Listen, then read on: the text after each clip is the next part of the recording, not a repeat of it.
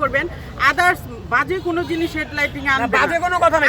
আমি একটা কথা বলে দাঁড়ান। আচ্ছা, এখানে নিয়মটা আপনি কি জানেন? না, নিয়মটা আমি বলছি আপনাদের একদম ফ্রেশ করে।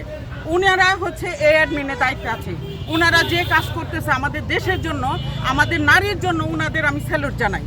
উনি হচ্ছে মানে আমার আইডল।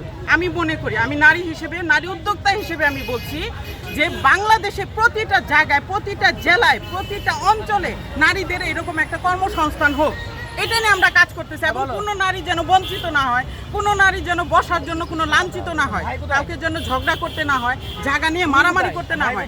আমার এখানে প্লেস আছে 70 জন বসতে, 50 জন বসতে পারবে। আমাদের এখানে অ্যাড হয়েছে 80 জন বা 100 জন। আমি এখানে 100 জনকে কিভাবে বসাবো? উনি কি সেই উত্তরটা দিতে পারছে? ওনাকে অ্যান্সারটা করেছিলাম যে আপনি আর 20 জনকে কোথায় বসাবেন, আপনি বসান, তাহলে রাস্তার মাঝখানে চলে আসবে। আমরা তো রাস্তার মাঝখানে গ্যাঞ্জাম করতে পারবো না। আমরা এটার জন্য কিন্তু মেলাটা বন্ধ করা হয়েছে। এটার জন্য মেলাটা বন্ধ করা হয়েছে, উচ্ছৃঙ্খলার জন্য, গ্যাঞ্জামের জন্য, নোংরা একটা ভিডিও ছাড়ার জন্য। আমাদের মিডিয়াতে আমরা মানে মোবাইল খুলতে পারতেছি না। আমাদের আত্মীয় স্বজন আমাদের কমেন্ট করতেছে যে তোমরা রাস্তায় কেন গেছো খাবার বিক্রি করতে? ওয়াই রাস্তা? আমাদের মতো মানুষরা যেন, ভালো ফ্যামিলির মানুষরা যেন প্রত্যেকটা অঞ্চলে, প্রত্যেকটা বিভাগে, প্রত্যেকটা জেলায় সিটি কর্পোরেশনের পক্ষ থেকে আমাদের মতো মধ্যবিত্ত যারা আছে, নিম্ন আয়ের মানুষ যারা আছে, যারা বাইরে বের হতে পারে না বা একটা জীবিকা, তাদের প্রতিভা তুলে ধরতে পারে না, প্রত্যেকটা নারী যেন এটা তুলে ধরতে পারে, সেই হিসেবে তারা কাজ করতেছে।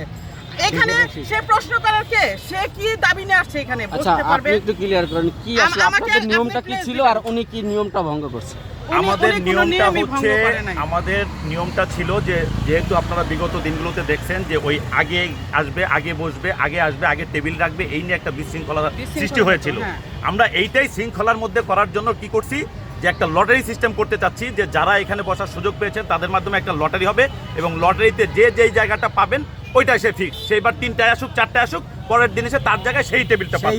আচ্ছা, আমরা কাউকে বাধাও সৃষ্টি করি না যে আপনি বসতে পারবেন এরকম না। গতকালকেও যারা চলে আসছে, কেক টেক বানায় নিয়ে চলে আসছে, তাদেরকেও এখানে বসার সুযোগ দেওয়া হয়েছে। আচ্ছা, আপনাদের উনি এসে আজকে এইভাবে মানে উত্তেজনা। আচ্ছা, আমি আরেকটা কথা জিজ্ঞেস করি আপনাদের একটা ভিডিও দেখেছিলাম যে আপনারা বলছিলেন যে 35 জনকে অনুমোদন দিয়েছিল প্রথম পর্যায়ে, তারপর আপনাদের এটা আপনাদের সংগঠনের মাধ্যমে বা কমিটির মাধ্যমে আস্তে আস্তে বাড়ানো হবে। সেই সুযোগটা কি রেখেছেন? সেই ব্যাপারে কথা হচ্ছে যে গতকালকে আপনারা যদি এসে থাকেন অবশ্যই দেখছেন গতকালকে এখানে লোক বসছিল 44 জন। আমাদের সিস্টেমটা ছিল এরকম যে আমরা যারা অ্যাডমিন প্যানেলে আছি, আমাদের ভিতরগত আলোচনা হয়েছিল যে আমরা স্বল্প পরিসর আগে অল্প কিছু সংখ্যক লোক নিয়ে আমরা দেখবো যে শৃঙ্খলা বজায় রাখতে পারি কিনা। যার কারণে আমরা প্রথমে সিদ্ধান্ত নিয়েছিলাম 30 থেকে 35 জনের মধ্যে আমরা এখানে বসাবো। 35 জন, কালকে 44 জন হয়ে গেছিল।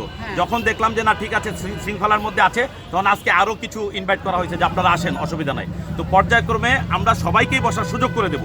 কিন্তু একবারে যদি আমি মনে করেন যে আমার ক্ষমতা নাই যে 100-150 জনকে আমি সামাল দিতে পারবো, আমার ক্ষমতার বাইরে, এই কারণে আমরা একবারে সবাইকে ইনভাইট করি নাই।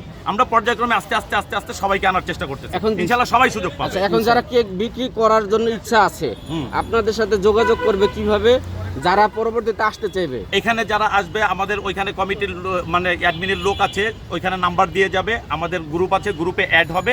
এইভাবেই সে আমাদের কাছ থেকে সব তথ্য সংগ্রহ করতে পারবে এবং তার সুযোগ আসবে বসার। এইভাবে দিলে তো সুবিধা। পিছনে আরিফ ভাই আছেন।